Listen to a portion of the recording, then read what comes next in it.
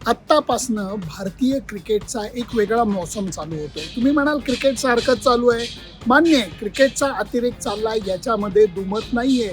परंतु जो नवीन सीझन चालू होतोय तो भारत विरुद्ध अफगाणिस्तान कसोटी सामन्यांनी चालू होतोय.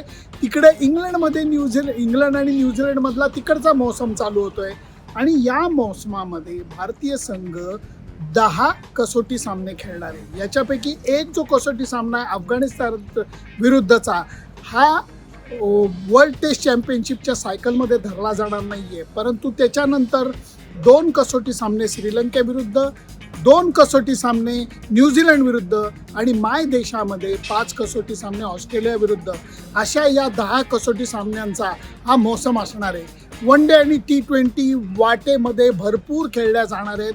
माझं आत्ता तरी लक्ष या कसोटी मॅचवरती एवढ्या करता आहे की भले हा सामना अफगाणिस्तान विरुद्धचा कसोटी सामना हा वर्ल्ड टेस्ट चॅम्पियनशिपच्या सायकलमध्ये धरला जाणार नाही आहे, परंतु जी लय भारतीय संघाला लिमिटेड ओव्हर्सच्या क्रिकेटमध्ये, मग ते वन डे असू देत, मग ते T20 असू देत, ती लय भारतीय संघाला कसोटी सामन्यामध्ये नाही आहे.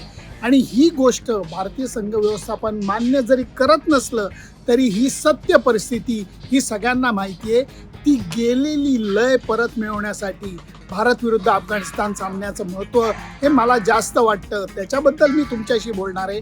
अजिबात कुठेही जाऊ नका. बघत राहा तुमचा आवडता कार्यक्रम सुनंदन लेले क्रिकेट अँड बियॉन्ड. भारत विरुद्ध अफगाणिस्तान कोणाला गुदगुल्या होत नाही, कारण अफगाणिस्तान संघ हा लिमिटेड ओव्हर्सच्या क्रिकेटमध्ये किती चांगला खेळत असला तरी त्यांना टेस्ट क्रिकेटचा अनुभव खूप कमी आहे. 18 साली त्यांनी पहिला कसोटी सामना खेळला आणि त्याच्यानंतर आत्तापर्यंत 12 कसोटी सामने फक्त त्यांनी खेळलेले आहेत. आणि खास करून मला जर का अगदी दोन्ही संघातलं बलाबल काय वगैरे करण्या एवढा हा सामना महत्त्वाचा नाही आहे किंवा खूप अटीतटीचा होईल असं नाही आहे. परंतु महत्त्वाची गोष्ट ही राहणार आहे, अफगाणिस्तान संघाकडे चांगली बॅटिंग नक्की आहे, कारण त्यांच्या संघाचा कॅप्टन याच्या नावावरती सुद्धा काही मोठे स्कोर आहेत. प्रश्न बॉलिंग डिपार्टमेंटचा आहे, खास करून पहिल्या इनिंगच्या बॉलिंग डिपार्टमेंटचा आहे. कारण भारतीय संघाकडे सिराज आहे, प्रसिद्ध कृष्णा आहे, त्याचबरोबर वॉशिंग्टन सुंदर आणि कुलदीपची जोडी आहे आणि एक स्पिनर हा भारतीय संघाकडनं डेब्यू करणार आहे.